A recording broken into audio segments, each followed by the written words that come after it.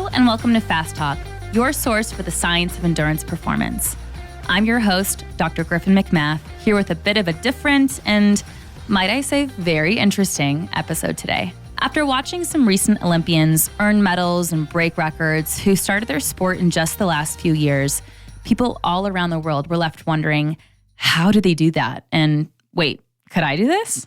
To demystify the journey into endurance sports, no matter if the goal is to become a professional athlete, adventure athlete, coach, or simply enthusiast, we're sharing the stories of 4 athletes and coaches who showcase just a few of the many paths you can take into sport from where you are now, regardless of whether you're just getting started or if you're looking to try a new discipline. Included in these 4 stories are 2 individuals who've been in endurance sports for decades. One of our hosts, Rob Pickles, and Fast Talk Labs contributor, Dr. Jeff Sankoff, also known as the Tri-Doc. They talk about their entry to sport years ago and how that may differ or relate to what we see happening with entry to endurance sports today. They share how the winding roads of their personal lives and careers have brought about an opportunity to reprioritize and reframe their goals with competition, and what a career in endurance sports can look like that isn't just competing or coaching. But what about athletes earlier in their careers and overall experience with endurance sports? We talked to friend of the show, Dan Cook, an adventure endurance athlete in his early 30s, who's both an outdoor recreation entrepreneur and venture capital attorney, on his experience entering sports, his perspective on accessibility issues and what he's doing to address this in his community, and how he incorporates endurance sports, everything from competition to big coordinated trips with his friends, into his everyday life now. And lastly, we hear from a local cyclist in her early 30s who's new to the Boulder cycling community, Annie Yeager.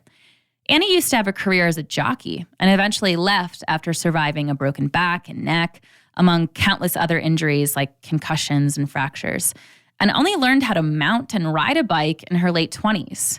Now Annie has redirected her competitive nature from a focus on a podium to regular bikepacking trips and dropping athletes far beyond her experience in years in group rides all over the world. Sprinkled throughout these stories, we hear the wise recommendations to newcomers by longtime experts and current pros alike, including Dr. Andy Pruitt, Leonard Zinn, Dirk Friel, Jack Burke, and Taylor Warren. In the true nature of an eager athlete, the interviews for this episode were recorded all around the globe. From guests dropping by our studio here in Boulder, Colorado, some calling in from across North America between their training sessions, one hopping on a Zoom interview from the shores of Roatan between dives in the crystal clear waters of the Caribbean Sea, and finally, someone even recording voice memo answers to our questions under the Tanzanian night sky at the base of Mount Kilimanjaro. So lace up or clip in, take these stories along for your run or ride, and let's make you fast for a lifetime. Our first interview of the show is with none other than my fellow co-host, Rob Pickles, who admittedly doesn't need an introduction. So let's dive right into it. So Rob, normally you are a host of the show or a co-host, and today we're kind of flipping the script a little bit. I'd say I'm normally on the other side of the microphone, but I'm actually on the same side of the microphone. You're still on the as same, always. and on the same microphone. Same, but different. Yes, same, but different.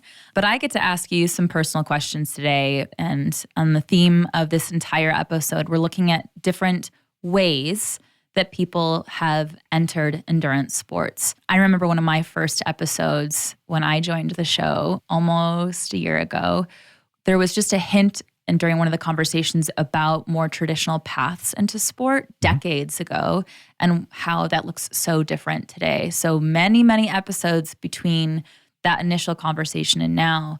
I wanted to take a look as someone who is very in an amateur capacity trying to enter the world of endurance sports as an athlete, looking around and being really amazed at all the different ways that people enter endurance sports now, including, we have some Olympians, right, who just won a ton of medals or breaking records, who maybe started their sport out of a hobby or a passion and now are taking home the gold. So I thought you, with your very interesting background, would be such a great example of another unique path into endurance sports. I don't know. Is my path unique? Some aspects of it might be unique, but some I think are really traditional, to tell you the truth. My sporting career started with running as I was doing other team sports, right? So I grew up in America playing organized baseball, playing organized soccer, and football for the rest of the world. That's where you kick the ball around on the field, not the one where you throw the ball. What position were you? I have to know.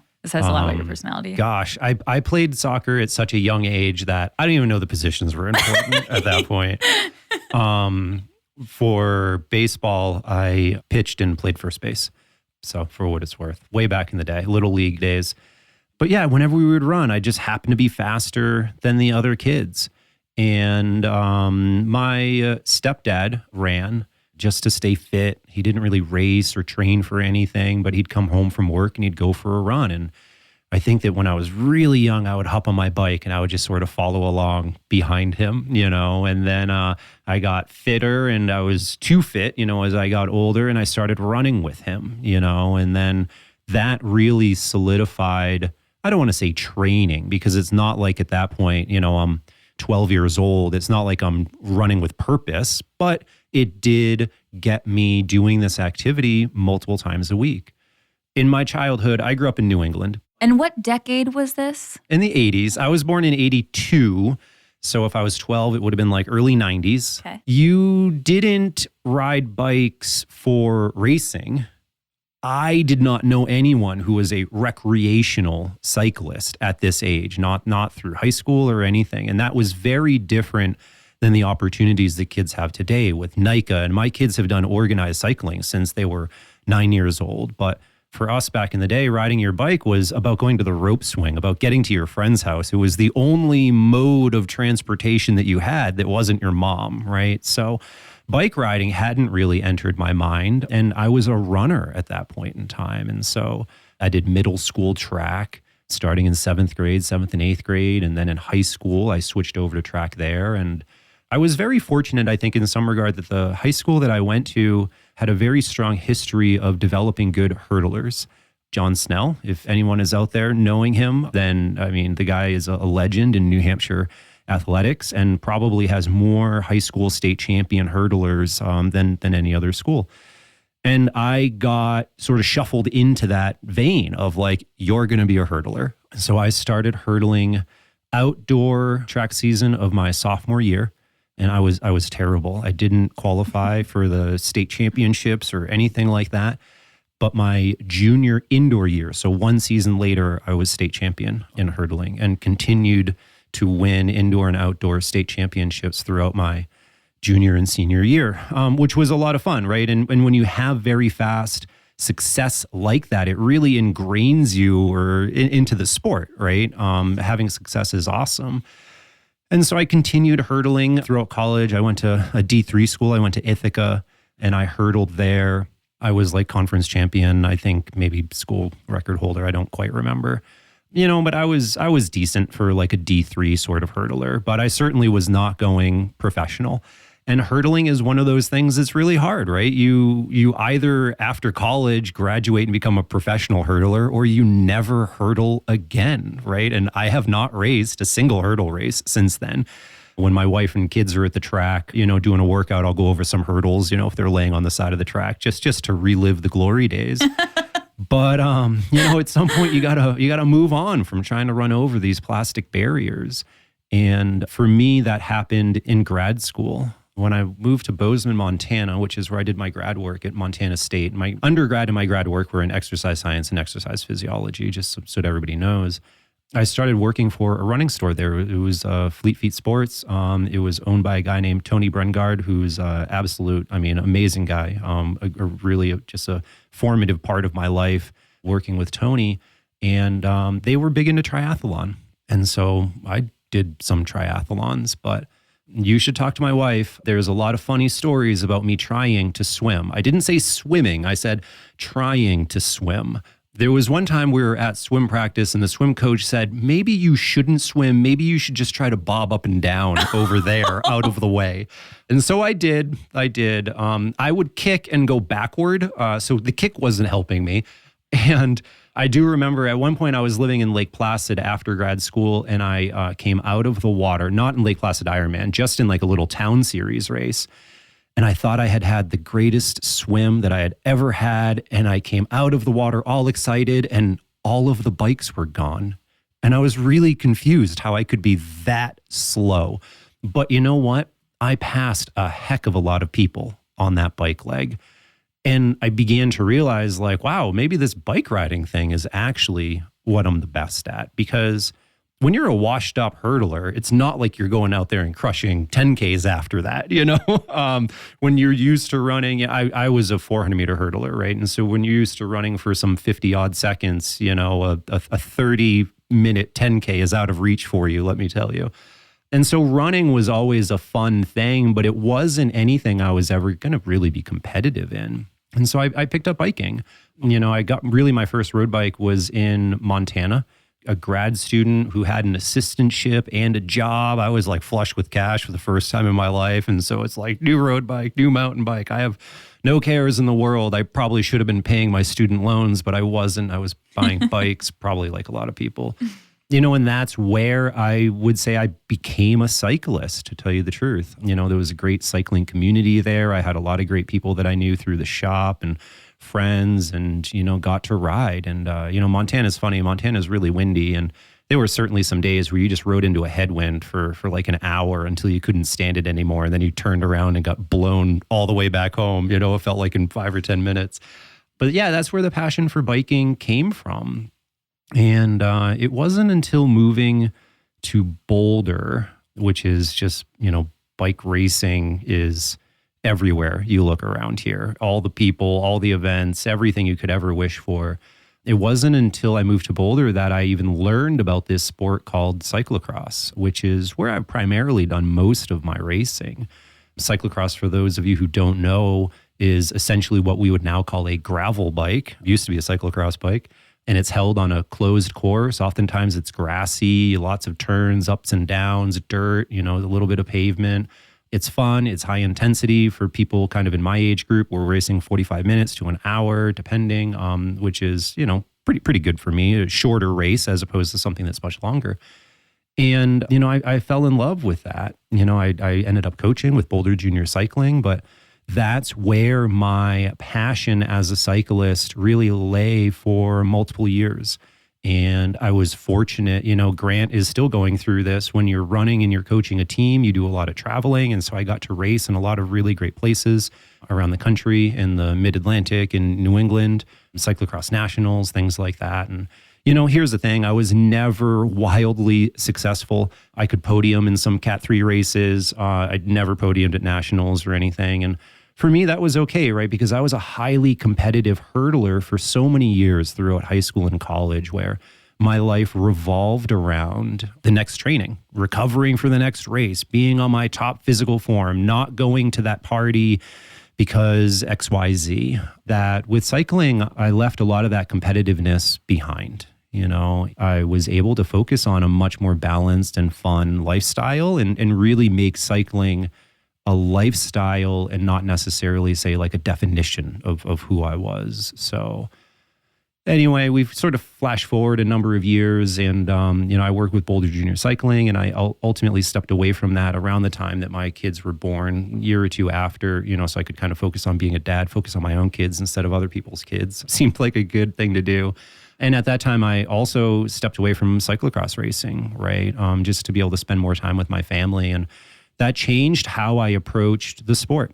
And cycling for me since then really became about a couple high, I don't want to say profile because it wasn't about really the profile of the event, but a couple big events that I could really focus my time around, but then also be with my family all of the other days so that I wasn't gone every weekend. And granted, a cyclocross race is 1 hour. You're showing up multiple hours before so that you can pre-ride the course so you can get ready. You come home, you're dead tired, you're working on your bike, you're gluing tubulars, all of this stuff. And so even though you're racing an hour a week, it feels like it's 10 hours of commitment. And so for me, it was like, hey, let's not do this every weekend, week in and week out, especially over Halloween, Thanksgiving, Christmas. These are the best times to be racing, but they're also the best times for me to be with my family. And I have always struggled to balance. I was talking with an athlete about it this morning. the dadness and the racerness. And I have a hard time putting the dadness aside and being the racer when I have to be. So anyway, bigger mountain bike events, multi-day stage races, stuff like that. These sort of marquee things, Belgian Waffle Ride San Diego, before Belgian Waffle Ride had 16 different locations that they run now. These things that you could train for, you had to train multiple months for them. You got on a plane, you saw a new area. I looked at them like guided tours of amazing places to ride your bike. A lot of people know that I did Trans-Portugal last year, and I could have never put that route together myself, never once. And so I was really excited for the team, that put together Trans-Portugal to be able to handle all those logistics, and that was an incredible experience. But that's what riding is to me today. People look at sport, I think, for a lot of different reasons. They do it because it brings fitness, because it helps their health and their longevity. They do it because it helps them lose weight. They do it because it helps them de-stress. For me, it's none of those things. I do it simply because I think it's really fun, right? Some people think board games are fun. I think riding my bike is really fun. And so that is my primary motivation at this point is getting out with friends, is riding on terrain that I really enjoy. I spend a lot of time on my mountain bike and on my gravel bike at this point, which is a cyclocross bike, but we won't split hairs. My road bike is basically stuck on the trainer. I haven't ridden a pure road bike in such a long time. But, I think that everybody needs to be able to find what brings them joy. And I've been fortunate to find that through sports and through being an athlete at this point.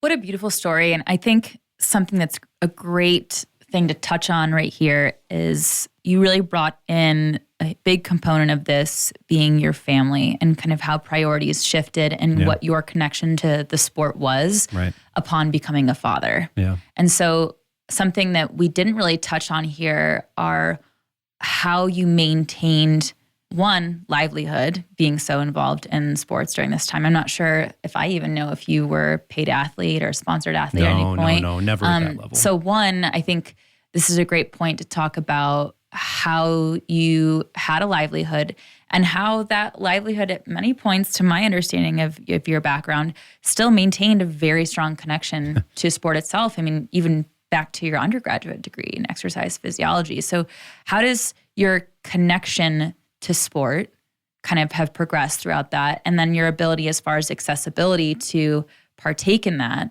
outside of fatherhood and your livelihood? Yeah, it's a good question. And it's fortunately something for me that has just blended together really well. I initially approached exercise science because I was selfish. I don't know, like I think a lot of athletes are, especially when they're younger. I was good. I wanted to be better. I wanted to understand what training was doing, how I could improve it, and ultimately how I could improve myself. And that led me to the world of exercise science. I was always an experimenter. In high school, when we raced indoor, because we were in high school, they wouldn't let us wear spikes on the track, probably to prevent like wear and tear of the college track that we were running on. Like, oh, you high school kids, you can wear those cross country waffle racers, right? And all of those waffle racers were distance shoes. And for people who are familiar with various track spikes, sprinting spikes don't necessarily have any padding in the heel. One, to facilitate proper sprinting mechanics. Two, probably to reduce some weight. And so, I took those waffle racers that I had to be running in and I cut all of the foam out of the heel and re-glued the rubber down so that there was still some rubber and some durability. But I was always an experimenter and a tinkerer. When I was in my undergraduate, I was really plugged in. Here's a big plug to Deb King from the Ithaca College Sports Science Department. She also works a lot with the USOC and the figure skating program there. But I was really fortunate that she was a great mentor to me and that I had, use of the biomechanics lab and force plates and high-speed cameras. And, I was like, man, I'm running indoor and, these turns are really tight and these, now real track spikes, with plates and everything in them were pretty stiff and it felt like it was torquing my ankle. And so I did an experiment on myself. I took my track spikes and I cut like longitudinal grooves in them so that it was still stiff in the manner that your foot acts like a lever, but it would add articulation, like, your metatarsals are able to articulate, your foot is able to articulate with the ground. And, I did high-speed camera runs, before and after of me running on a curve with this stuff. And, I was able to take athletic passion, but it was very self-centered at this point, right? I'm finding solutions to me and my problems, and I'm using my education to better understand those things. Grad school felt like a very natural extension of the education that I had at Ithaca, going up to Montana State. And, I took a little detour in the middle there, and I went to Colorado Springs, and I worked with Sarah Smith and Bill Sands at the Olympic Training Center in the biomechanics lab there, and got to work with some great athletes and be exposed to lots of different sports that I had never even begun to think about, right? And this, the Olympic Training Center was really the transition away from myself, right? Because through college, I was an athlete. Once I finished college and went to the training center, I wasn't an athlete anymore myself. I was a person that ran and rode their bike, don't get me wrong. But I began working with athletes outside of me and across sports I knew nothing about. We were working with gymnasts and giving them biofeedback on their handstand position so that they weren't piked in their floor routine. We were working with archers and providing them with like EMG biofeedback. I think I can talk about this stuff now. Hopefully the statute of limitations is done. Giving them biofeedback on their muscular activity to improve the consistency of their shot, and using this camera overlay system. And we got to work with I worked with bobsled and skeleton athletes in Lake Placid, working on their push starts and their push start mechanics.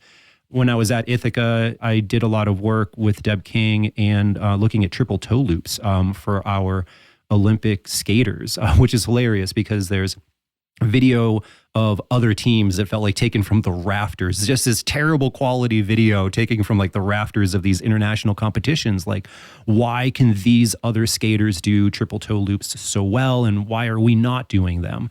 And, of course, they give like the undergrad person, the hours of clicking on shoulders and hips and, digitizing all of this stuff. And I at first I thought it was so cool. And now that I'm older, I'm like, yeah, they were just giving like the worst possible work to someone. Just they didn't want to do it themselves. And I get it now. I get it.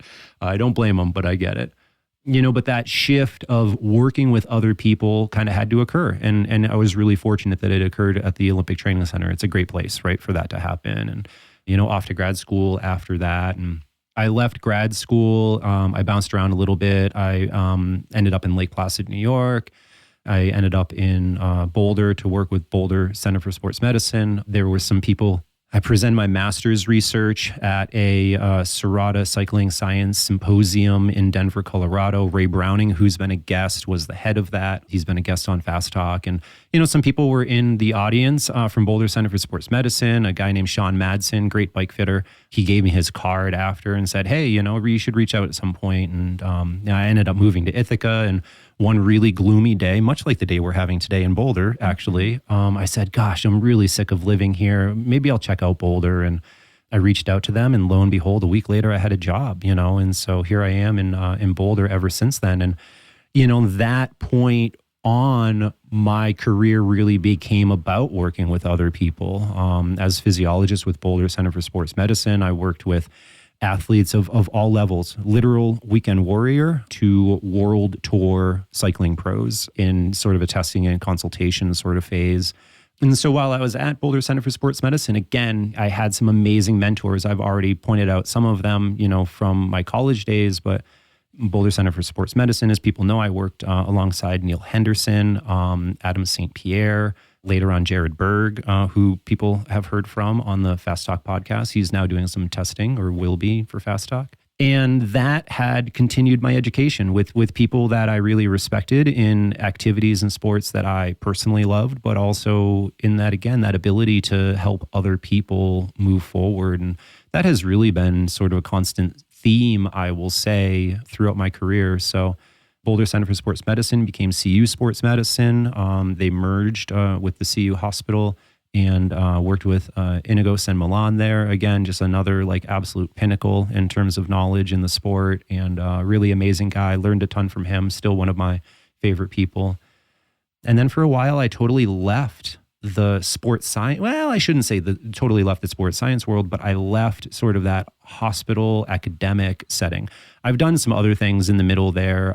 Like I mentioned before, coaching teams. I taught anatomy and physiology at local community college. And so everything has always been aligned with anatomy and physiology and biomechanics. But I took all of that to a different company, to Pearl Izumi, and I was a physiologist on their advanced development team, and then I eventually ended up sort of taking over and running the advanced development innovation department.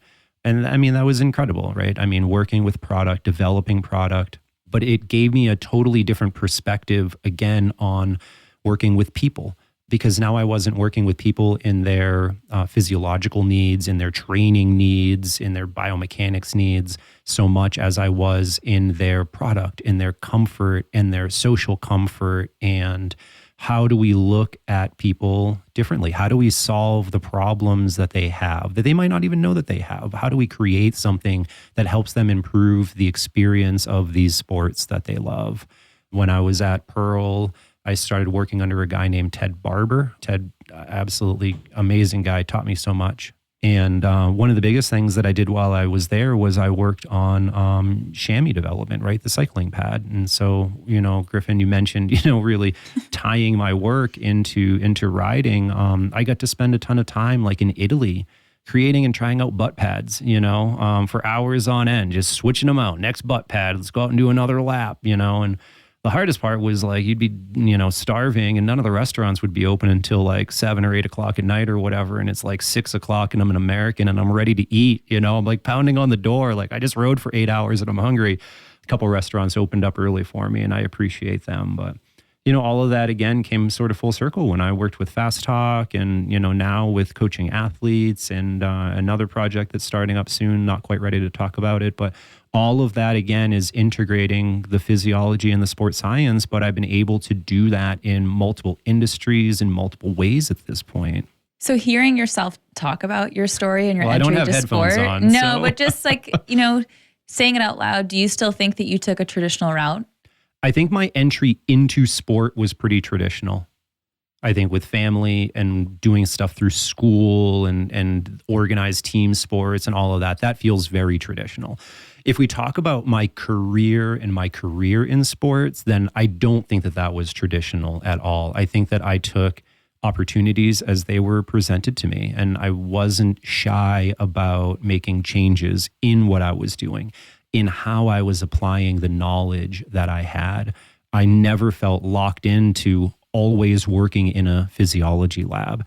And it was like, okay, I know physiology, I know biomechanics. How do I take this outside of the lab? How do I take it into a private company that makes product? How do I take it into a content company? How do I take it into all of these different ventures? So that has been a lot less traditional, in my opinion. I think that the path you've had with your career is really unique. I also find it so fascinating how many people can say that they've gone to Italy to test out butt pads and eat pasta. I mean, that sounds like an amazing time. Mm-hmm. Would love to learn more about that later. Yep. How can I recreate that for myself?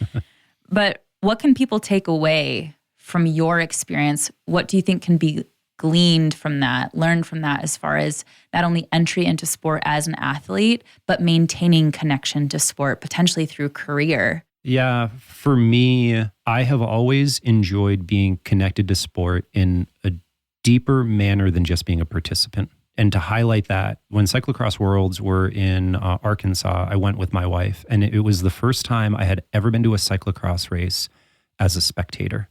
And it felt really weird. All of my friends were literally on the other side of the fence in the team vans with the athletes and in the thing, and they're in the pits and they're dirty and they're muddy. And man, I missed it. I'm not going to lie. It felt really weird to just be watching and to like, race is over. Let's go have a beer and not have 20 bikes that I have to wash. And so that deeper connection has always been important to me. And because of that, I've always had to find other avenues to be able to explore that, right? And fortunately, I've been able to do that in a professional capacity.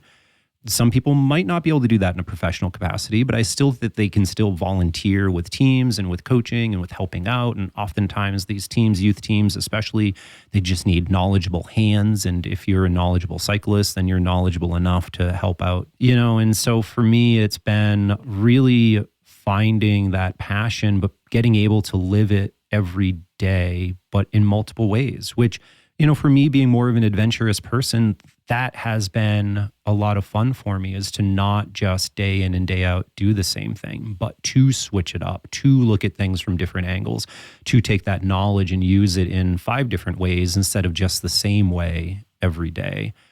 I will say, though, it's important that we're not constrained by boxes, right? A lot of people, I think, get an exercise science or physiology degree and they're like, okay, I can go to the gym and I can be a trainer. Like, okay, sure, you can do that. You can do a lot of other things. Or if you want to do that, you know what? You can be a trainer to a Formula One driver. It doesn't mean that you're working in a particular gym. You can take even just that profession in 100 different ways. Or you can take it and, move on to the product space. I will say that I am fortunate. I have been able to take a very meandering path because my potentially better half, my wife, has taken a very traditional, somewhat linear path in her career, right? And so her life very much affords us the stability for me to be able to branch out and try new things and fail at things.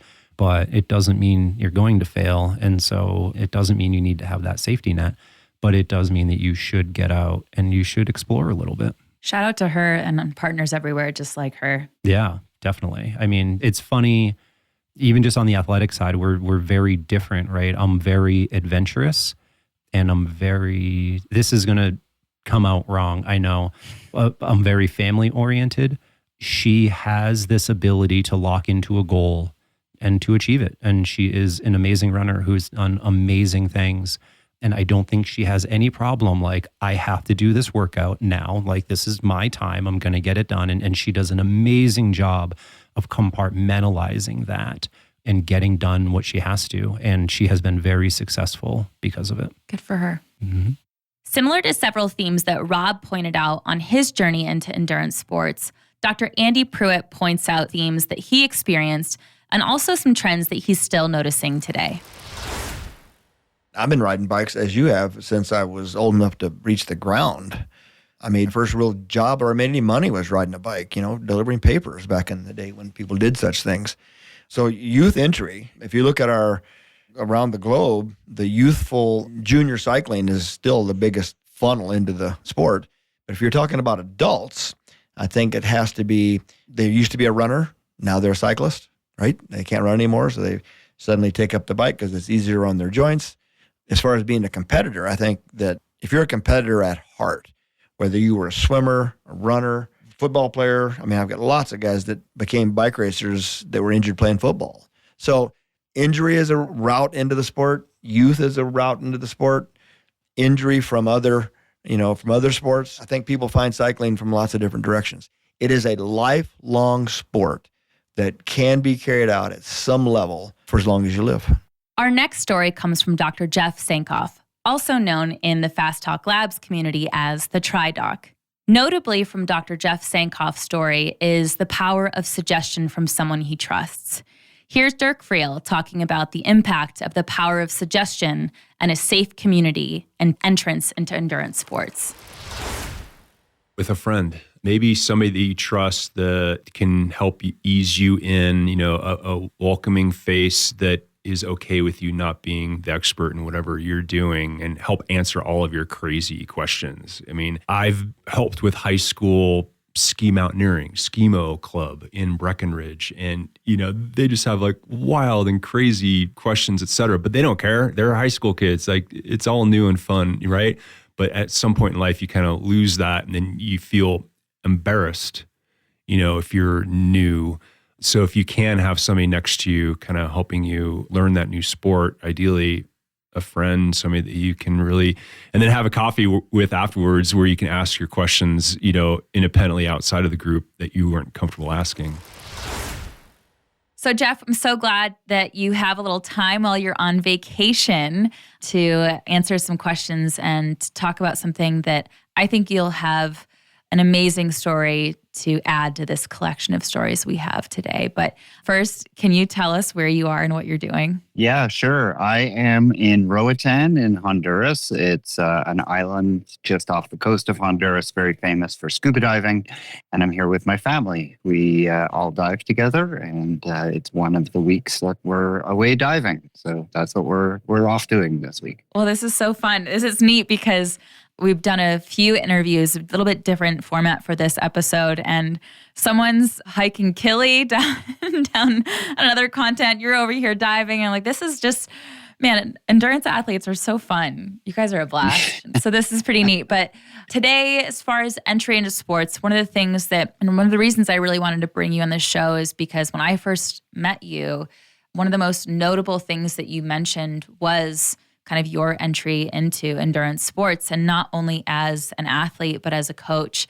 What might have seemed like a traditional stereotypical path several decades ago may not look like that always today. Sometimes it does, but I'd like to set the stage and kind of your path. So if we want to kind of tie in your career, the touch points that you may or may not have had, and again, your entry into sport as athlete and as coach, I'd like to pass it off to you. Yeah, it's a long story, but I'll try and be succinct as possible. I grew up in Montreal, Canada. And so like any good Canadian boy, my sport of choice was hockey. I grew up watching ice hockey. I lived in the city of the famed Canadien de Montréal. And so I was very much immersed in the lore of ice hockey growing up and got to witness a lot of Stanley Cups won. And so like everybody, that was the thing I did. And I was okay. I got better at it as I got older, but I was never natural. I was not going to be lifting the cup above my head at any time. But I continued playing for many, many years. And I would play even throughout my medical training as a resident. I was playing intramural hockey at McGill University, where I had studied medicine and had done my residency. And I was trying to keep up with these younger kids, these 20-year-olds who were undergraduate students, and realizing that at the end of my medical training, I had put a lot of weight on, had gotten really out of shape, and was really no place to be able to continue playing at the level I once did. And in an effort to try and get back to that, or at least retain my ability to play for longer, I kind of had one of those moments that I like to think of, or I like to refer to as my Andy Dufresne moment, which is get busy living or get busy dying, because I knew I had a family history of heart disease.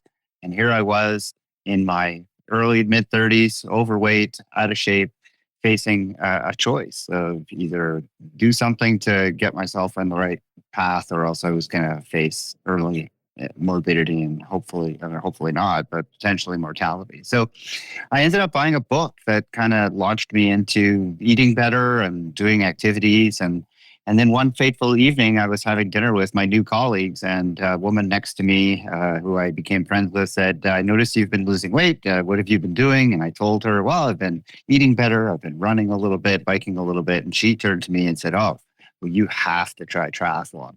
And my answer to that was just to laugh, because to me, triathlon was the race in Hawaii. And I went so far as to say, yeah, there's no way I'm doing that race in Hawaii. That doesn't interest me at all. Also, I don't swim. Like, I just literally do not know how to swim. And over the course of dinner, she convinced me that triathlon wasn't just about Hawaii, that it could be so many other things, and convinced me that this was something that sounded actually a lot more appealing than I had thought. And I went home, and my wife, who hadn't been at that dinner, in her defense, was sitting there, and I said, "I'm thinking about doing a triathlon." And her response was just to laugh. And why not? It's an absurd thing to say. And I said, "Well, that's it. Before I was thinking about it, now I'm going to do it." And I don't know if she regrets laughing all these years later, because it went on to become quite an obsession. But certainly it's become very much a big part of who I am. I learned how to swim. I did my first Olympic distance race about a year and a half later, and that launched me into this crazy sport that I've now been doing for over 20 years, and used my medical degree to try and give back to the sport that gave me so much along the way. So managed to make contacts in the sport at places like Inside Triathlon, which was a magazine at the time, and then Triathlete magazine, which still exists, and was able to write medical content for both of those publications. I still write for Triathlete to this day. And just as I was in the sport for longer and longer and gaining more and more understanding of how to do it and actually starting to inch forward in my age group in terms of actually how I did, especially once my kids got old enough for me to dedicate the amount of training I needed to. And I just sort of decided it was time to take the next step. And so about 5 years ago, I thought, well, I'm kind of looking for a way to ease myself out of medicine. I've been doing this for a really long time. Emergency medicine is kind of a difficult career these days. And I still enjoy being a doctor, but I really enjoy triathlon. And if there's a way that I can do something else and sort of ease down on medicine a little bit. And so coaching triathlon became something I became very interested in. And so at that point, I started my TriDoc podcast. I started coaching and I got certified to coach and began working with athletes, and then joined life sport coaching with a mentor of mine, Lance Watson, who runs that company, and I've worked with him ever since. And it's been a real kind of second career for me, and it's letting me do something that I enjoy so much and teach people who are coming to the sport at various stages, but many of them are coming with a lot of potential pretty early on in their triathlon experience. And I get to share everything I've learned in 20 plus years and really help them grow. So this colleague of yours back at that dinner, was she a triathlete already? She was, and she was quite good. She raced in the middle and short distance stuff and had qualified for Team Canada and had raced at Worlds for Team Canada. And I remember telling her, like, oh, I'm never going to go to that race in Hawaii. And there I was some 18 years later racing the Ironman in Boulder and actually qualifying for Kona, something that I had decided was something I wanted to do. And one of the first people I called was her, to tell her, hey, you're never going to guess where I'm going. Oh, that's so sweet. And she was, she was up. thrilled.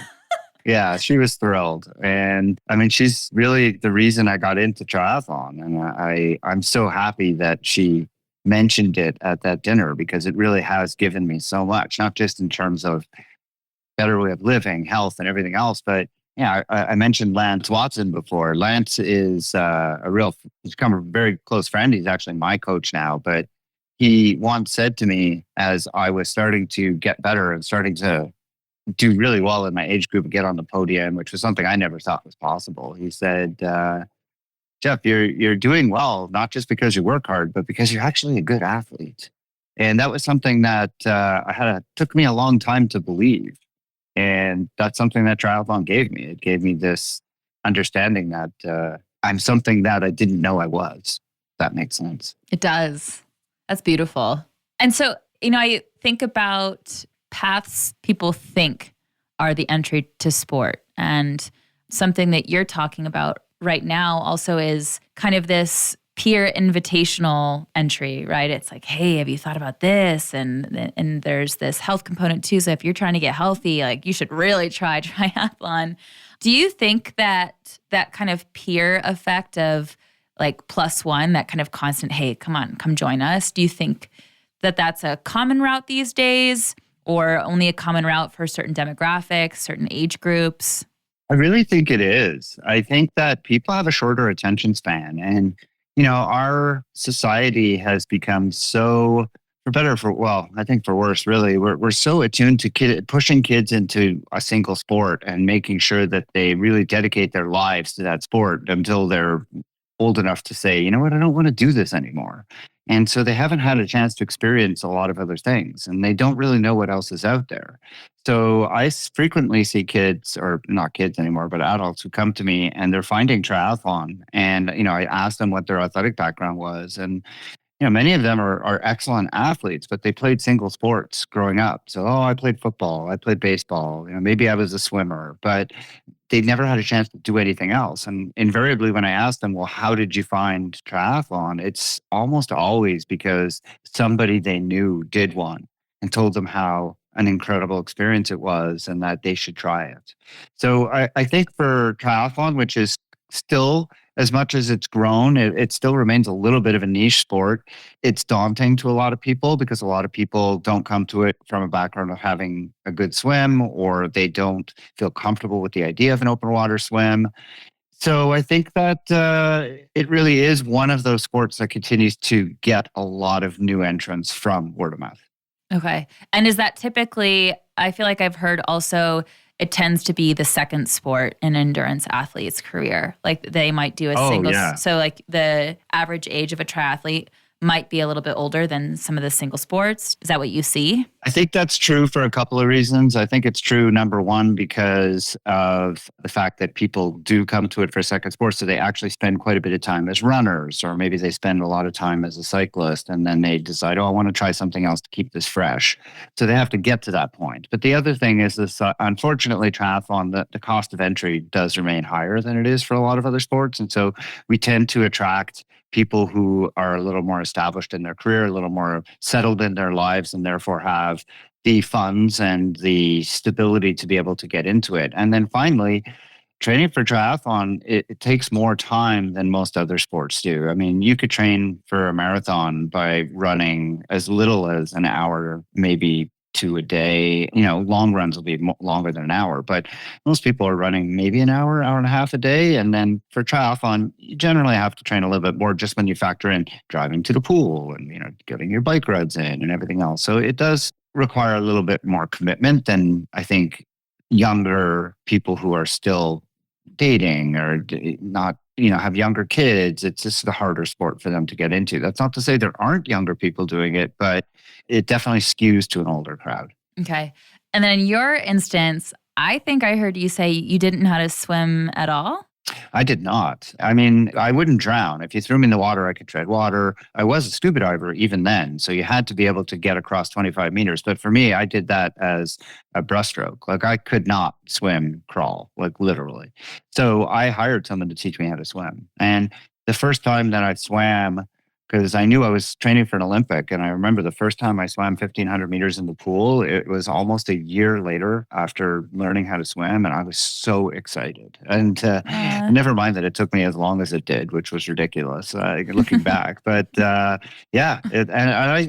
coach a lot of athletes who come from non-swimming backgrounds, and they struggle with the swim. It's the thing that causes them the most anxiety. It's the thing that gives them the most trouble in terms of learning. But the learning curve is pretty steep, Once you get over the initial hump and can get yourself from, one wall to the other, that's the first step. I have so much admiration for people who are doing something like that kind of feels scary, or like I don't know, and I'm entering a sport where people are pros, to completely start from scratch. So I'm hearing that there's some accessibility challenges for triathlon specifically. Time being one of them. And so maybe because of that flexibility, either needing to be financially supported in other means or at a later stage in your career. And then also the family, right? Or like you said, dating, married, whatever that circumstance may be. The next being knowledge of one of the sports. Maybe swimming tends to be the one that people get hung up on an entry. And then lastly, the finances being difficult for some or a barrier to entry. What do you think has improved maybe since you've joined the sport as far as breaking some of those barriers to entry down? Or have they not? Have they gotten worse? I don't think they've gotten worse. I mean, there is no question that there's so much stuff that you can buy, and there's so many things that you can spend your money on for the illusion that it's going to make you a better athlete. I think that's true across sports, but it seems to be very true for triathlon, where there's so much tech and the participants are known to be a little more affluent. And so there's a lot of marketing geared towards triathletes to buy, this kind of thing. But that being said, you don't need most of that stuff. The bare minimum that you need to get into the sport is inexpensive road bike, a wetsuit. Those are the two big ticket items. And even the wetsuit's not that expensive. And that's it. After that, everything else is pretty reasonable.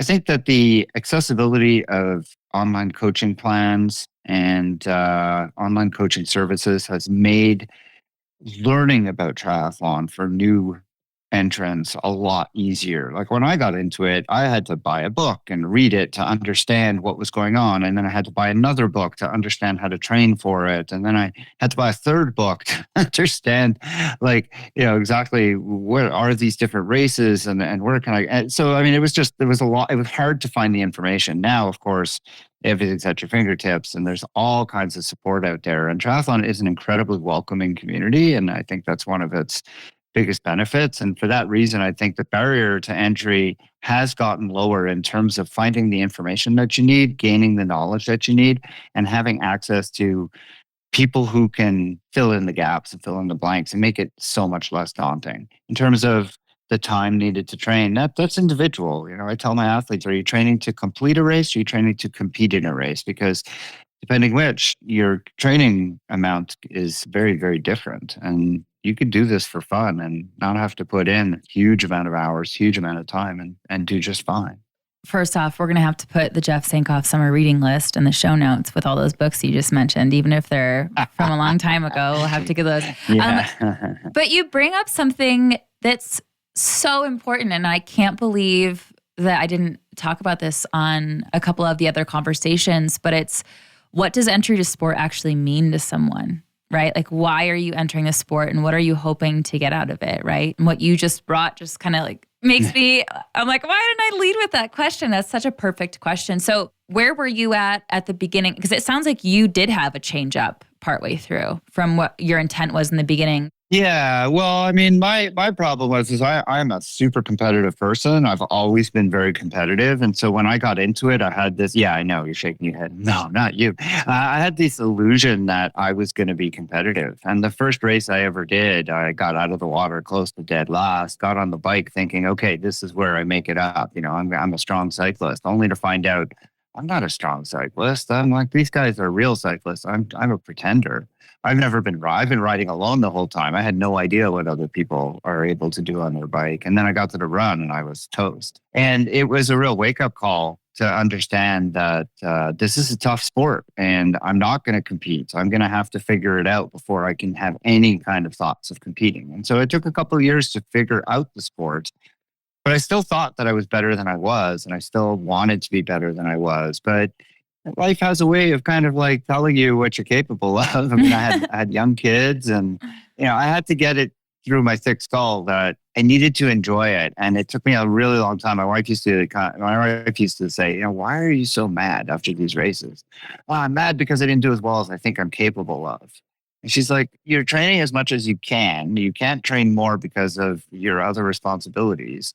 You have to learn to accept that this is the way it is right now. And maybe someday you'll be able to do better when you have more time. And you should always listen to the wisest person in your life. It took me a long time to listen to her. I finally did. And she was right, because once the kids were older, once I was in a better place in my career, that I had more time, I did start to do significantly better. And the benefit of hindsight is always such that you can look back and say, what the hell were you thinking? Why?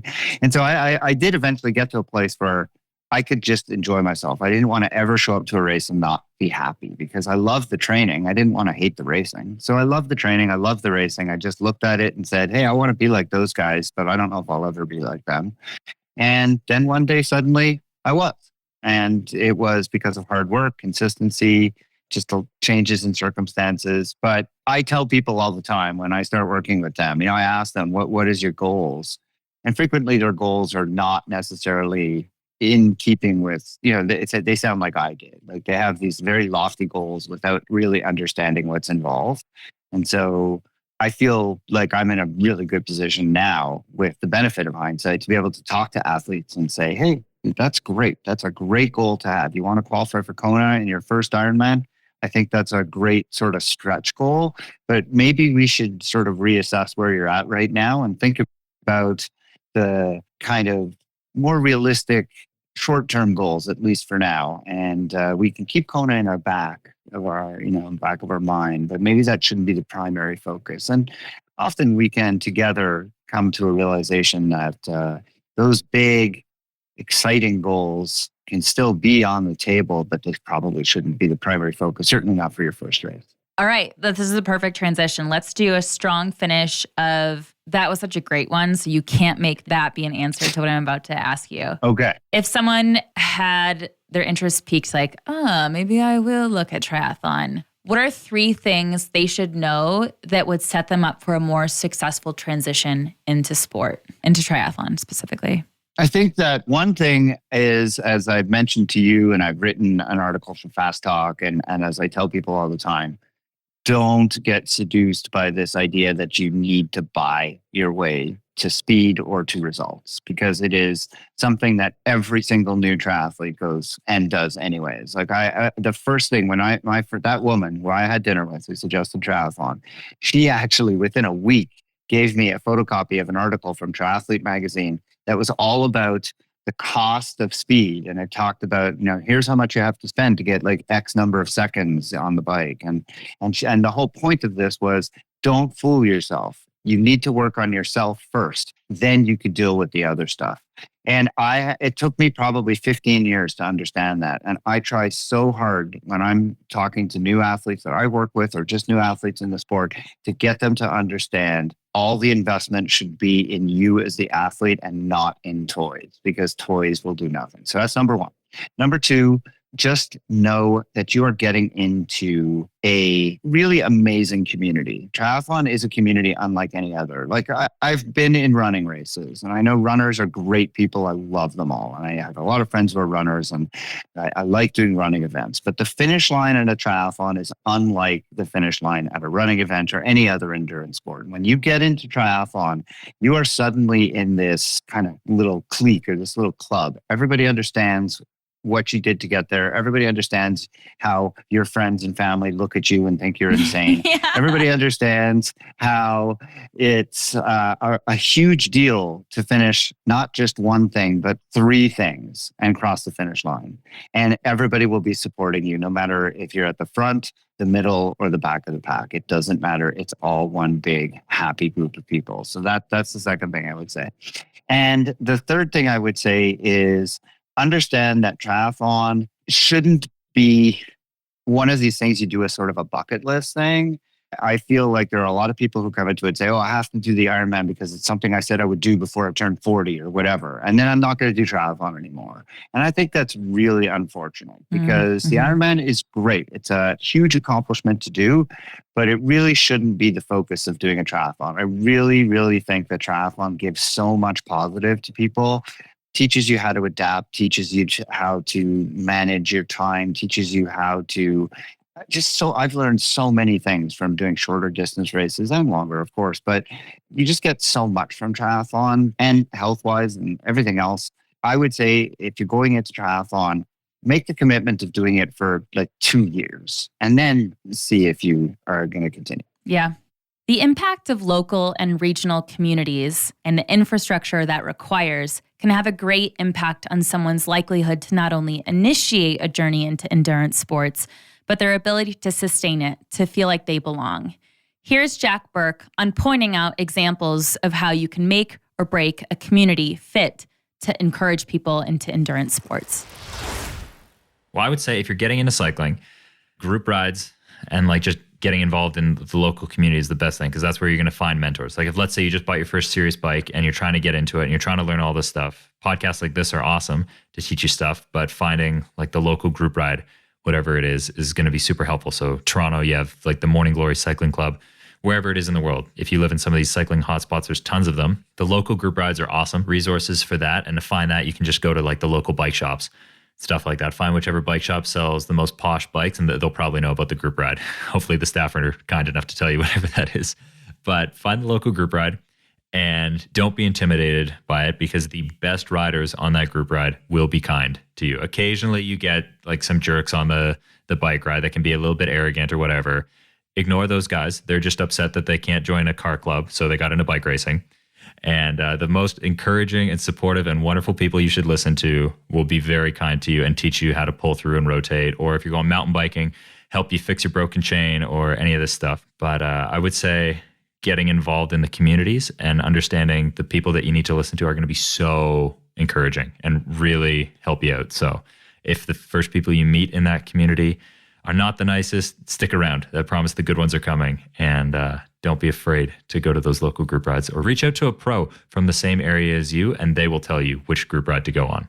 Speaking of the factors that can make or break a community fit to encourage entrance into endurance sports, our next story comes from Dan Cook, not only a friend of the show, but a partner of Fast Talk Labs through his organization called Expedition Detroit. When we went to talk to Dan about his journey into endurance sports, we learned that Dan was going to be out of office, but not just out of office, out of country and out of cell range. We sent Dan a list of questions that he answered from the foot of Mount Kilimanjaro. So here's Dan Cook talking about his entrance into endurance sports, how he's made that part of his career, and what infrastructure he's building in his community to encourage others to join him. My name is Dan Cook. I am 31. I am from the Metro Detroit, Michigan area, and I have two jobs. I am a venture capital attorney, and I'm also the founder and CEO of Expedition Detroit, which is an outdoor recreation media company that operates exclusively within an hour's drive of downtown Detroit. When it comes to outdoor adventure endurance sports, I've had a multifaceted upbringing and introduction. Early on in life, I was introduced to big mountain skiing. My folks own a place in Colorado. We spent a lot of time in the Rockies, also skied on the East Coast and the Appalachian Mountains. So really my first introduction into outdoor adventure sports as a whole was absolutely downhill skiing. As I got older, I started developing an interest in running, especially trail running around local parks in the Detroit area and switching up the pavement for really getting to some of Southeast Michigan's more remote areas and tearing up the trails with my Hokas on versus my boots. I also, living in the area, started doing a lot of kayaking, a lot of mountain biking, especially during COVID, when that was the only opportunity to really see my friends who are in the medical field. The only way we could hang out was with outdoor recreation, and we were all really getting into mountain biking then. So mountain biking became a huge passion of mine from 2020 on. And kind of the culmination of all of those sports really fed into Expedition Detroit and creating a platform that tied in all of these different outdoor adventure and especially endurance sports for amateurs under one platform to make it very accessible within a conventionally suburban area. As far as my introduction into outdoor endurance sports, I've really taken a more holistic approach to the concept versus, trying to only define myself as a runner or a backpacker or a kayaker or a biker, and more of a, let's call it herding cats, for lack of a better term, where when an opportunity presents itself that not only increases your fitness in that endurance aspect, but also introduces a level of adventure where you really feel like you're doing something unique, even if it's in a familiar place. I've been drawn to that. Like, for example, in the backpacking realm, I've recently done everything from multi-day or overnight trips in the Detroit area, ranging from 18 to 40 miles on different through hiking trails that you can camp along, making it ideal for backpacking or bikepacking, to where I am now. The reason this is coming in as a voice memo is I am currently in Moshi, Tanzania at 0:30 tomorrow morning. Me and a group of fellow outdoor adventurers and endurance enthusiasts will be climbing to the roof of Africa, Mount Kilimanjaro, reaching a height of 19,400 feet. Both of those adventures, whether it's a 40-mile backcountry trail in Southeast Michigan or climbing to the highest point on the African continent, both started as opportunities that presented themselves that, for me, having that holistic approach to adventure sports, I've felt called to go on and to explore and to represent my background, my region, my company in pretty awesome ways. And I'm very grateful to be standing where I am right now. I think there's really two core elements that speak directly on accessibility. One, and it's the elephant in the room, which is not an Africa pun, uh, is finances. Unfortunately, adventure endurance sports cost money. And, some like hiking or forest bathing, just going for a walk along your favorite trail, those barriers to entry are relatively low. Obviously, you still need the right footwear. On the other end of the spectrum, when you have skiing or biking, gravel biking, road cycling, those have a lot higher barrier to entries and therefore make it a lot less accessible. So I think having the finances and really the fiscal responsibility and ability to invest in good gear that will last you a long time is key. On the financial note, I think a lot of people fall into the trap of being interested in getting into a new endurance sport or a new opportunity, but because of financial constraints, they buy the cheapest gear, which ends up breaking or worst case scenario, injuring them, and then their interest in the sport dies altogether. So I think it's really key, depending on the sport, depending on your interest.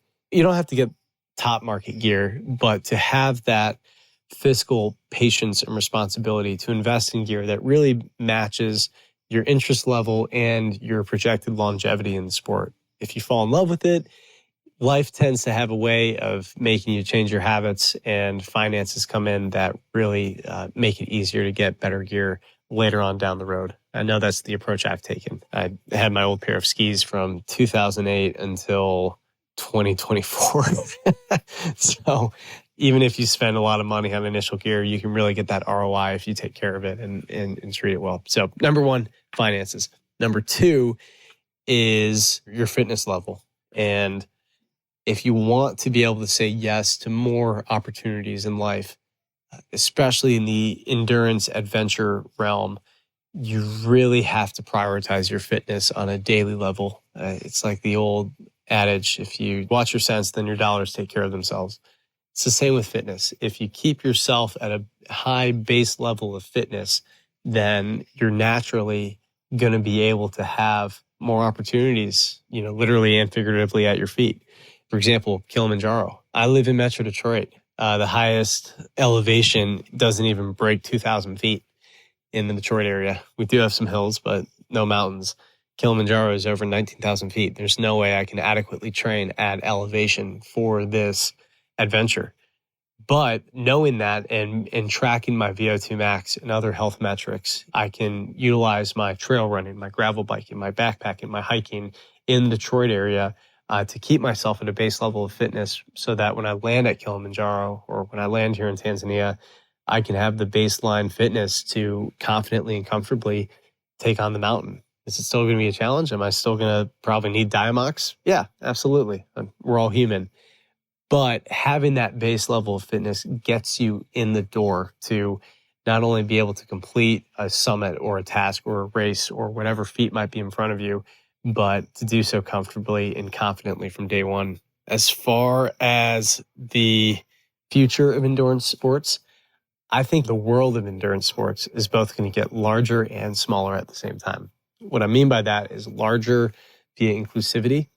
I know for a fact that more people than ever are interested in outdoor recreation as a macro industry and endurance sports within it as a micro on the amateur level and the adventure athlete level. So in that way, the world is getting bigger because you're seeing this interest. You're seeing this explosion of participation across genders, across all demographics. You're seeing this increase in participation, which is beautiful and welcomed and should be supported and sustained in the outdoor rec world. At the same time, the world is getting smaller. I think opportunities like what I'm doing here in Kilimanjaro and, similar feats around the world are going to become more accessible. And you're going to start seeing, people of varying backgrounds and nationalities appearing in different events, different adventure genres than we've ever seen before. So on one hand, the world is getting larger from a participation perspective. On the other hand, I think the trend will be that adventure endurance sports will also get smaller, as in there will be a lot more accessibility, a lot more cross-border engagement, especially in areas like Detroit, where we have a brand new Gordie Howe Bridge. That's going to be making that fluidity of participation just a lot more seamless. As a nutshell, there are a lot of very exciting times ahead. for the endurance sports market. I am stoked to be a part of it with Expedition Detroit, and I hope you, dear listener, join us on that adventure. Signing off from Tanzania. Bye. Some athletes are drawn into endurance sports after a career in a completely different beast of a sport. Sometimes an athlete will have a career in one endurance sport and look to diversify and explore another. Taylor Warren shares some great comments on what that experience could be like. And our last interview is a perfect example of how that comes to life. If you're just starting out as a cyclist and you're like, okay, I'm a sprinter, so I'm only going to do flat races and I'm going to only train like a sprinter or do things a certain way, I think you're actually missing a lot of opportunity to get better, right? When you want to put yourself in situations that challenge yourself and enter races or put yourself into opportunities that are going to take you out of your comfort zone. And I think that's a really good way to learn when you're first getting into the sport. Like I try to work with a lot of junior athletes and I tell them to try as many disciplines of the sport as possible, right? Mountain bike, race on the track, racing cyclocross. Just do as much as you can because when you're first starting out, that's how you're going to learn. And if you're putting yourself in a box from an early point in your career, you're doing yourself a big misservice to reaching your full potential. Our last story of this episode comes from someone with a very unique background and something we don't hear too often on this podcast. Annie Yeager is new to the local cycling scene here in Colorado, is a marketing sales specialist and an avid cyclist with a very different sport in her history. Annie also happens to be a very close friend who experienced a pretty rocky start here to Colorado sports.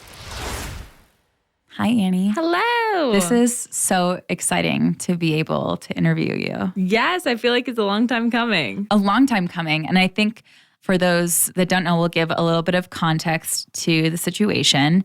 I, as a co-host of Fast Talk Podcast and chief content officer at Fast Talk Labs, have been friends with Annie personally for years at this point. I mean, yeah. 7, 8, 9 years? Yeah. Somewhere in there. Little ones, I think, when we first met back at a proton radiation center where I was a clinician and program admin and Annie had a marketing position. And so from there all the way on the East Coast in Baltimore, now both living in Colorado and a recent Colorado resident. Thanks to Griffin. Yep, you convinced me. The reviews held solid and it's been great so far. Yeah. And now that you're here, I couldn't pass up the opportunity to not include you in this episode because I do know your story. And when we started talking about doing an episode for athletes and there's so many different paths someone can take to enter endurance sports, you were one of the first people I thought of. I was like, we've got to get Annie on here.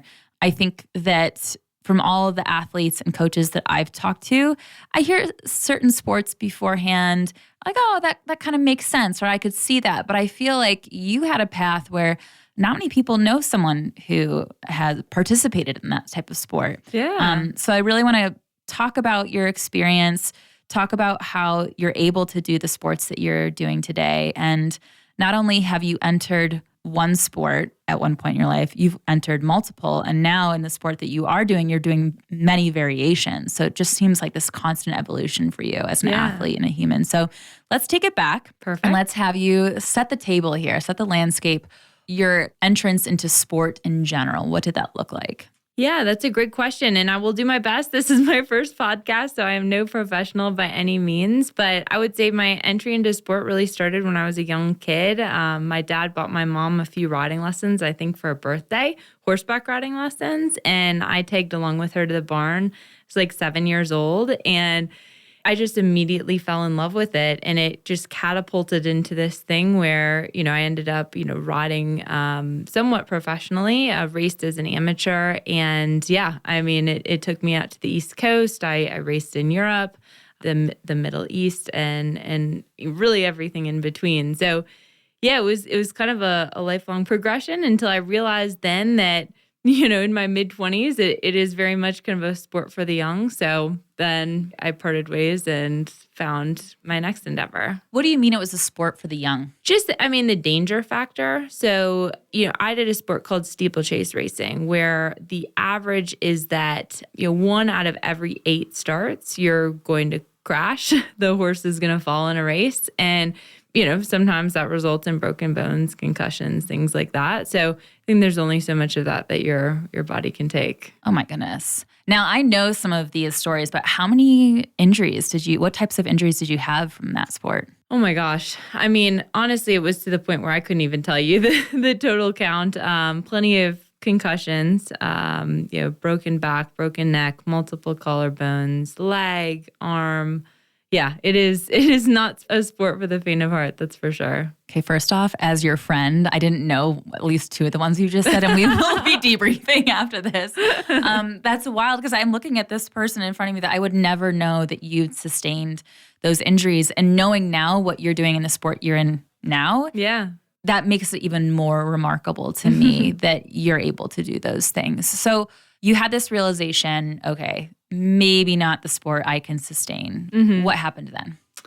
Yeah, so I would say I was about kind of 25 at the time, and I had done a lot. I'd won some pretty big races in the racing scene, and I'd sort of kind of made the mark that I'd wanted to. So then I was like, okay, well, what's next? So I found a job in marketing. That was, what my college career was in. And then really it was kind of a difficult year because I went from doing this thing all throughout my life, riding horses. I mean, that was every day after school, every weekend.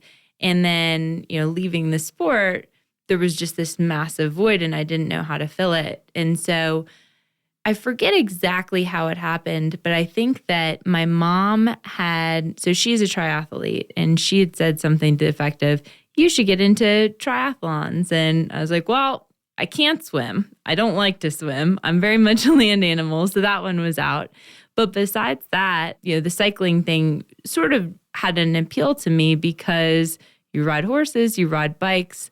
I think there's a lot of similarities between them. And so I gravitated towards that. I bought a cheap bike. And then, I had to, at the age of, I think, like 26 or 27, teach myself how to ride a bike, full on. I mean, how to stay up on the thing, how to clip into pedals. I fell over multiple times.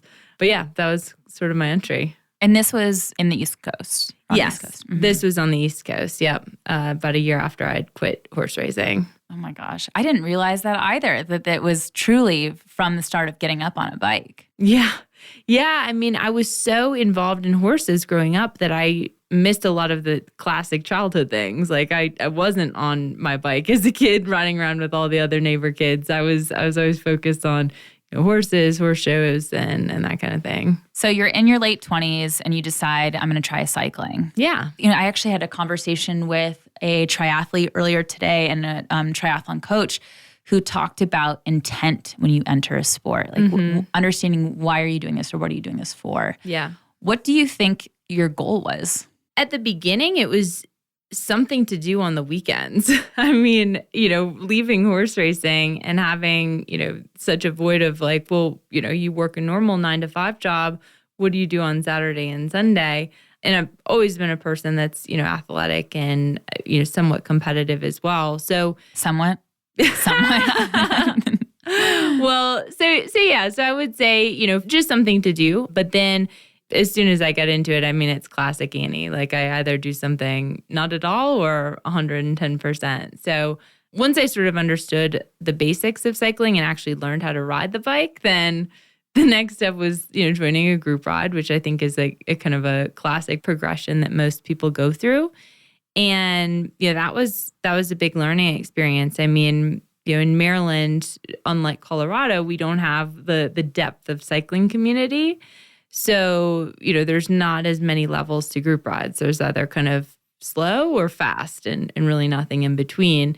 And I, of course, am like, well, I'll try to hang with the fast group as best as I can. So, I got dropped a lot in the beginning. Let's just say that. But now you're doing the dropping, which we'll get to in a little bit. And I know you're in a new territory now, but okay, so this started to happen, and this was all road cycling, correct? Yes, all road cycling. And then I believe there were some races, no? Yeah. So I did dabble in racing a bit. And then, kind of thinking back to my horse racing history, I quickly realized, I've used 6 of my 7 lives. And so after I won a few races, I had a few crashes as well, one that was pretty serious. And so I decided, at this stage in my life, after quitting a dangerous sport, I don't think I need to be participating in another quite dangerous sport. And on the East Coast, there's not as many road races. They're mostly like criteriums, which, at my level, the lower levels carry more of a risk factor. Yeah. I'm trying to think of which crash you're talking about, and I'm thinking of is getting a FaceTime call from the ER and you being so pissed about your bike. And I'm looking at you and going, Annie, do you know that you're bleeding out of your head right now? And you're like, but my bike. So I think this is another great point to say entry into sport isn't always going to be competition for the sake of competition where you're earning a trophy or a medal or in that type of competition. You innately will always be competitive. Yeah. So you may be out in a group ride, you might be in something else. It is a competition regardless if there is a medal or if there's a podium at the end for you. And so you had to make a tough call and saying, for my own well-being, I can't put myself in an environment where I could risk another one of these injuries because of what happened during the earlier 20s. Yeah. So you have also taken this and said, okay, initially this was a what can I do on my Saturday and Sunday. And now, this takes up such a great, beautiful portion of your life. You travel based on this. Yeah. No, that was, I would say, probably the coolest thing I discovered with cycling is that you don't have to just cycle in your neighborhood. You can take your bike literally anywhere in the world. And, it's amazing riding. I've also gotten to know, I think, as I've gotten more into cycling, just the professional road racing scene. And so the big races like the Tour de France and Giro d'Italia, they go up these famous epic climbs one day out of the year. Any of the other 365 days, any average person can ride up these. And so it does open a whole other world. There's millions of climbs to do in just these iconic and even not so iconic, but equally beautiful climbs in Europe that I've really been enjoying going over and riding. You've flown to Hawaii. You've done all sorts of, how many places do you think I do keep track of how many countries my bike has been. I think my bike has been to 8 countries so far. So, amazing. And some of those repeats. Yeah, absolutely. That's the thing about Europe, especially a country like France. I've been and ridden in maybe 3 different regions, the Maritime Alps, the Pyrenees, and, a bit more towards the northern side of France, like where they have, Paris-Roubaix. But that being said, there's a million regions that I haven't even gone to that I want to explore. And that's just one tiny little country. And this is all road cycling. Yes, this is all road cycling. But that brings us to, at a certain point, you started thinking maybe something beyond just road cycling. So what happened there and what was involved in that transition? Yeah. So, there is an innate danger I think everybody's aware of with road cycling, being that you are on roads and it depends on the varying degree of busyness. But last September, one of my good friends, a guy that rode with us in the group rides nearly every weekend, he was in a cycling accident. A car hit him and, he died. And it was a really sad situation. I loved riding with him. He left behind a young family.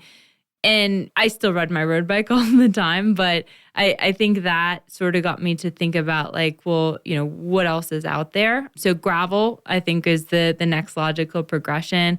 The beauty about gravel roads are that they're normally quieter. The speeds that cars go aren't as high. And so, I bought a gravel bike. Maryland is not super well known for their gravel. They don't have much of it, but Virginia has some amazing, fantastic gravel roads, especially in Northern Virginia. So played around with that a bit this past spring. And this past spring was your last spring on the East Coast. Yes. And so at this point in your trajectory here, you're still working a 9 to 5 that's completely separate from cycling, correct? Correct. And so this is how you're able to kind of fund and invest this sport in this amazing lifestyle, right? This is not like a paid athlete. This is an intentional choice. Yeah, absolutely. Okay. And then so you get to a point where you decide that you want something else and you shoot for Colorado.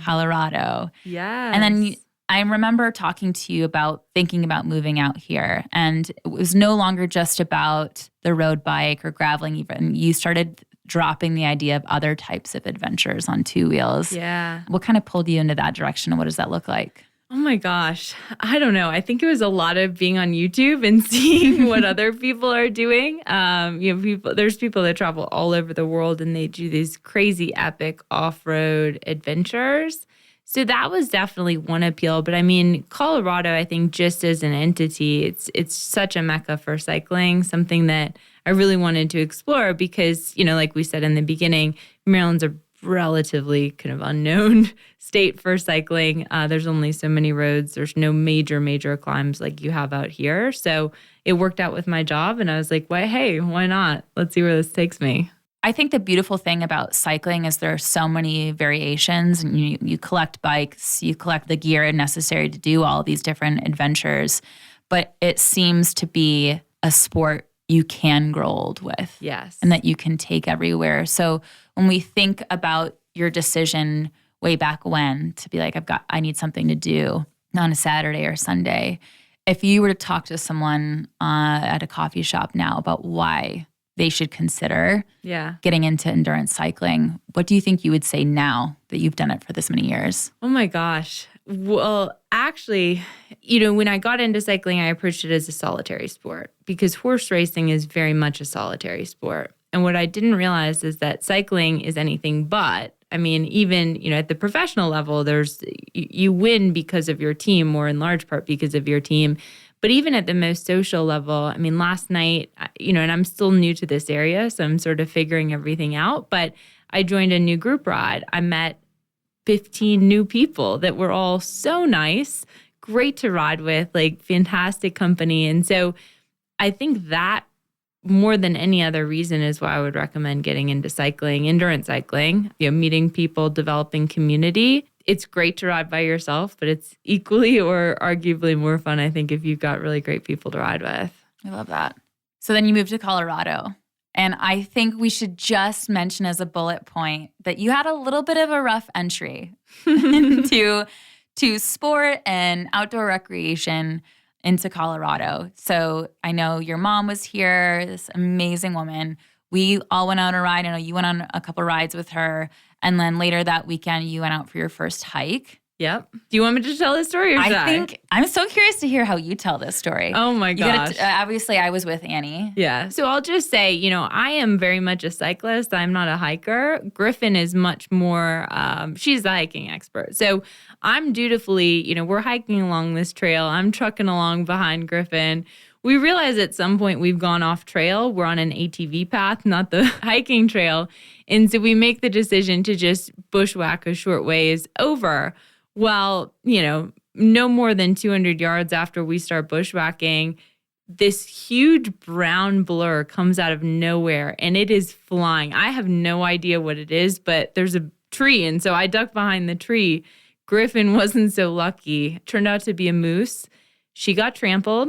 I would say you're maybe 110 pounds soaking wet. And I am surprised that it didn't do more damage than it did. But luckily we were able to get up and get out of the woods and make our escape. But I think that actually was the point where I realized that, Colorado wilderness and wildlife has to be respected. We're not in the East Coast anymore. Not at all. And I think I will say this is such a note for those GPS devices that we use. And it was not supposed to be, it wasn't actually that far. We looked back later. Yeah. It was much, much closer than that. But all that being said, the reason I wanted you to bring this up is because when Annie was planning her move out here, and you talked about this a few times, cycling over here, one thing. Cycling over in Colorado, another thing. Mm-hmm. Cycling in Europe, a whole other thing for other reasons. Yeah. And so when we, I think, enter sport and we move and we take that sport with us where that sport looks different, not only because maybe the community or the access to the roads, but the actual conditions of the environment that you're there, to me, it almost seems like you're evolving into another layer of the sport or another variation of the sport altogether. So your very first weekend here, you got hit with oh, wildlife here. Like we're essentially everywhere you go in Colorado, we are in a national park. Like we are in on their territory here.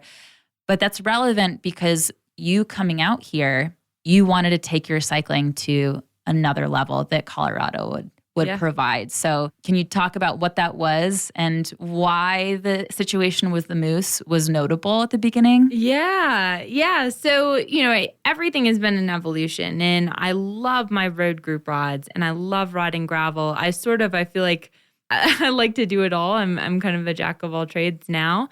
But one thing that was really appealing to me, especially given my love of travel, is the idea of bike packing. So where you carry your camping equipment, you carry all of your belongings, and then you ride from point to point. And you can do that all over the world, but there's a ton of great bike packing in Colorado. So yeah, I mean, that was kind of one of the appeals that drew me out here. But after we'll call it the moose episode, I think it was just a good reminder that you do have to be very careful. You've got to know what you're dealing with, what sort of conditions, not just weather and terrain, but also wildlife. Yeah, absolutely. For those listening, I wasn't fully trampled. I was hit and pinned and then released. And Annie was the best person I could be with after that. All good now. But I think that when we talk about access, when we talk about the conditions, the weather, the wildlife, you talked about your friend, which I'm so sorry, who passed away, the circumstances that are around us. There are going to be times in endurance sports where you are entering, and I think of triathletes and an open water swim. And events that aren't open water swim and you have your own lane, you can control your own situation. But when you're in an open water swim, there's so many factors outside of you, right? Yeah. And the same thing when you're cycling in a race or any other the things we just talked about. There are all these things outside of you that are now variables that change the way that you interact with your sport and how you involve. So it's really neat to see you, Annie, have grown over the last several years and who you are as a cyclist. I'm always amazed at what you can do and how you said this earlier, classic Annie. It's either like, nope, not at all, or it's 110%. Yeah. And undoubtedly that's how you've been successful in your career outside of cycling, but how you've been able to achieve so much and fine tune to make sure that you're safe and able to do this for life. So I really appreciate you coming in and telling your story. Absolutely. I thought it'd be great to maybe close out with you for people who have a similar story maybe as you, as far as I've had a lot of injuries. I know I want to do something that keeps me healthy and active, where I can take it on a lifestyle. If they were starting out from scratch, they were you back when you were 27, you're like, I don't even know how to get on a bike. And so what would be your advice to them? Yeah. I mean, I think it goes back to something I said earlier. It's really about the people. The thing about cycling that I love is that everybody that I've come across has been so nice. I mean, cyclists are competitive. Like they'll drop you on a climb if it's a race or a competitive group ride. But, people tell you where to go. They tell you what to do. And I think that's the key thing. So I would really find a good group ride or any group ride. The one I was just on last night, one of the guys was telling me about these kind of hidden gem climbs of Boulder that I hadn't even heard about. So now I have those on my list to go check out next week. So yeah, you never know what you're going to learn, but I would hook up with the most experienced kind of best group you can and then soak up all you can from them. This is great. Annie, you are really successful at your job within the marketing profession. And you are always someone to me who's so great at keeping a routine and great habits and setting yourself up to say, okay, if this is what I want in my life, I'm going to make decisions that support it and make that happen. As a young professional and one who's, on her own, I would say child-free is the way we would phrase that. Yes. How do you schedule in a week of training, of group rides, and then the adventures on the weekend? Can you give us just like an overview of what that actually looks like from a real perspective here? Yeah. And that's another thing where, I've asked a lot of people far more experienced than me in cycling. And I think, we all have the tendency to do more than we should when it comes to training, especially more intensity. So that's been something I know when I first started, I was like, oh, I'm doing these hard interval rides 4 times a week. Yeah, you can eke out 3-4 weeks of that, but then you start to sort of burn out. The power numbers aren't as good. So definitely, I think when it comes to training, and I forget who it was, but somebody said that, if you get into group rides, which are generally hard and they generally happen on the weekends, oftentimes it's best to use that as like your key event, your tough ride, and do a lot of just zone 2 easy endurance during the week. I think that's probably general advice. That's not for somebody training for a specific highly competitive event, but for probably the average listener of this podcast, that might be a good place to start. Annie, your first bike being the one you're like, I couldn't even figure out how to get up on it, to where you are now, there's a massive difference in gear. And one of the things I keep hearing over and over in these interviews, as you know, as I've been trying to slowly invest, there could be a barrier to entry in gear. What has been your experience with the trajectory and investing in gear, and what would you recommend to someone just starting out? Yeah, I'm happy to share my experience. I'm not sure that this is necessarily recommended for everybody, but I got into cycling with like a $700 bike, and it was not very well maintained, and it didn't ride very well, and it definitely wasn't as enjoyable. When I started to do tougher riding, like more climbing, tougher group rides. So as soon as I knew that I loved it, I sort of jumped in with both feet, and I bought a pretty top of the line bike. I think there's some professionals that ride, lower quality bike than what I got. But I've had that bike for 4 years now, and it has been, like I said, been to 8 countries. It's been my partner on so many amazing adventures, and I don't regret a dime of what I spent on it. So I would say, again, with equipment, I would buy the very, very best that you can afford if you're confident that you love the sport. It makes everything so much easier, but also I think as you start to do more competitive things, since I moved to Colorado, I've been joining some group rides. And I mean, coming down from some of these climbs, like we're flying. I mean, we're going over 40 miles an hour at certain points on the descent. So if your equipment isn't good and you blow out a tire, I mean, you could end up in the hospital. So from that perspective, I think there's also a safety component that really would kind of lead you to want to purchase better gear. The 2 sports in my mind that have taken up, your life thus far, seem like they couldn't be much different, other than the fact that, and we learned this from another episode with an interview with Leonard Zinn, that the cycling frame was actually modeled off of horseback riding. Yeah. And so I'm curious, was there anything that you were actually able to translate from one sport to the other? Oh, absolutely. I mean, I think that's why I jumped into cycling so easily, because there is so much similarity. I mean, you ride a horse, you ride a bike. Even the racing aspect, I mean, you draft on racehorses, you ride, in the pack, and then in cycling, it's the peloton. The one difference is that I came into cycling late in life. So kind of that innate natural bike handling ability that a lot of people develop as a kid, I didn't have. So while my bravery might have been at one level, my skill set was below it. And when your bravery is higher than your skill set, that results, oftentimes in crashes. So great stories. I don't know what you're talking about. It results in great stories. That's what it is. Awesome. Well, Annie, this has been great. These last 2 questions with Annie, I wanted to save to the end because they're a great segue to a comment from Leonard Zinn.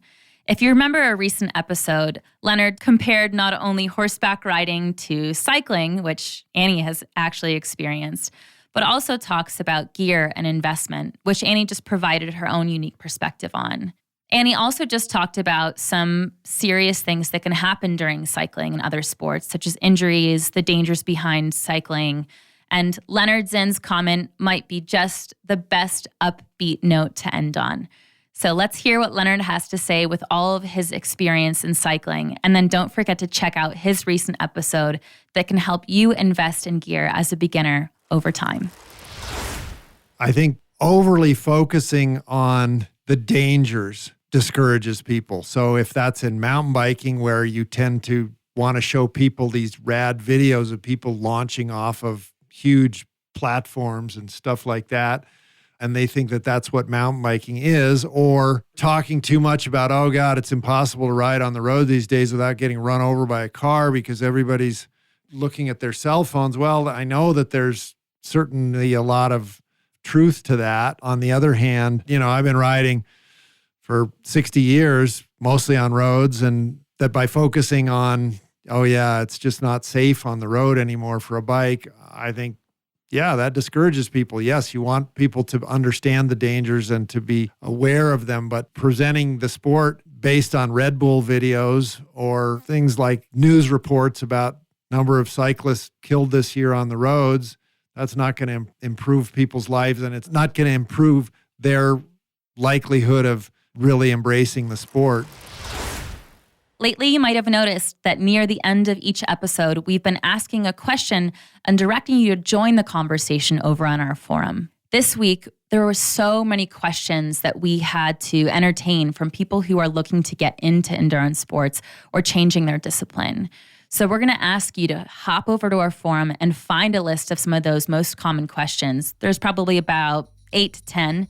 So chime in, give us your answer, and see if you can help someone else enter endurance sports a little more seamlessly. And that was another episode of Fast Talk. The thoughts and opinions expressed on Fast Talk are those of the individual. Subscribe to Fast Talk wherever you prefer to find your favorite podcasts. Be sure to leave us a rating and a review. As always, we love your feedback. Tweet at us at Fast Talk Labs, join the conversation at forums.fasttalklabs.com, or learn from our experts at fasttalklabs.com. For all of our guests today, I'm Dr. Griffin McMath. Thanks for listening.